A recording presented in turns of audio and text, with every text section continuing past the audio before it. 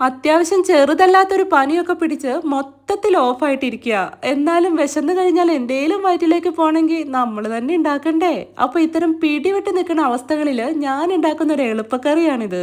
ചട്ടിയിലേക്ക് എണ്ണ ഒഴിച്ചു കൊടുത്ത് ചൂടാവുമ്പോൾ 1 ടീസ്പൂൺ കടുക്, കുറച്ച് കറിവേപ്പില, ചതച്ചെടുത്ത 4-5 വെളുത്തുള്ളിയും 1 5-6 ചെറിയുള്ളിയും കൂടി ഇട്ട് ഒന്ന് ഇളക്കി വഴറ്റി ഇതൊന്ന് ചെറുതായി വഴണ്ടി വന്നാൽ അരിഞ്ഞു വെച്ച 2 വലിയ തക്കാളിയും ചേർത്ത് എരിവിന് ആവശ്യത്തിന് പച്ചമുളകും 1 ടീസ്പൂൺ ഉപ്പും ചേർത്ത് ഒന്ന് ഇളക്കി വഴറ്റി ഈ തക്കാളി ഒരുപാടൊന്നും വെന്തുടയാതെ ഇതുപോലൊന്ന് വഴണ്ടി വന്നാൽ 1 കപ്പ് കഞ്ഞിവെള്ളവും ഒഴിച്ചു കൊടുത്ത് ഉപ്പ് നോക്കി ആവശ്യമെങ്കിൽ ഉപ്പും ചേർത്ത് കുറച്ച് കായപ്പൊടിയും ചേർത്ത് ഒന്ന് ഇളക്കി മിക്സ് ചെയ്ത് ഒരു 2-3 മിനിറ്റ് കൂടെ തിളപ്പിച്ചിട്ട് ആ തീ അങ്ങ് ഓഫ് ചെയ്താൽ നല്ല അടിപൊളി തക്കാളി താളിപ്പ് റെഡി.